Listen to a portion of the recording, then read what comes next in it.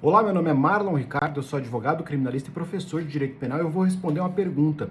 Será que uma pessoa, um brasileiro, que ele vai jogar no estrangeiro, então lá no estrangeiro ele venha cometer um crime grave, um crime de estupro coletivo, lá no estrangeiro, em outro país, em um país europeu, ele seja condenado por esse crime, ele não possa entrar com nenhum recurso mais, ou seja, essa sentença é definitiva. E é uma sentença de cadeia, de muitos anos de cadeia. Será que ele vai poder cumprir essa pena no Brasil? Ou será que ele vai ser enviado para o estrangeiro para cumprir essa pena lá? Então são duas coisas diferentes. Primeiro, se ele vai ser enviado ou não para o estrangeiro, a minha resposta é não, tá? Não. Por quê? Porque existe uma regra dizendo que o brasileiro nato, portanto, aquele que nasce no Brasil, não pode ser extraditado, que seria isso, entregar esse nacional a outro país para o cumprimento de pena. Tem uma exceção a essa regra, caso ele já tenha adquirido uma outra cidadania. Então ele tem uma cidadania de algum outro país em que ele jogou futebol. Nesse caso, nós temos um precedente de uma mulher que ela veio dos Estados Unidos, uma brasileira que matou o marido nos Estados Unidos, veio para o Brasil para fugir e depois o Brasil mandou de volta para os Estados Unidos dizendo, olha, se você tinha cidadania americana também, você abdicou da cidadania brasileira. Então tem um precedente, tem uma possibilidade, mas em regra não.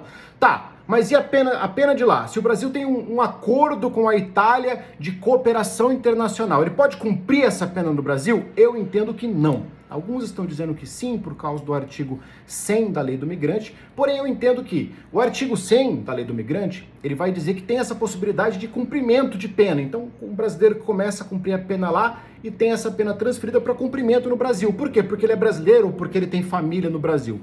Apenas nesse caso, alguém que comece a cumprir uma pena fora e tenha como benefício vir ao Brasil cumprir a sua pena para ficar perto da sua família, perto dos seus entes queridos. Vinha uma sentença de quem não está preso lá para ser cumprida no Brasil? Ao meu ver, não. Até porque esse próprio artigo 100, ele é muito claro ao dizer que ele não pode se aplicar em desacordo com o Código Penal.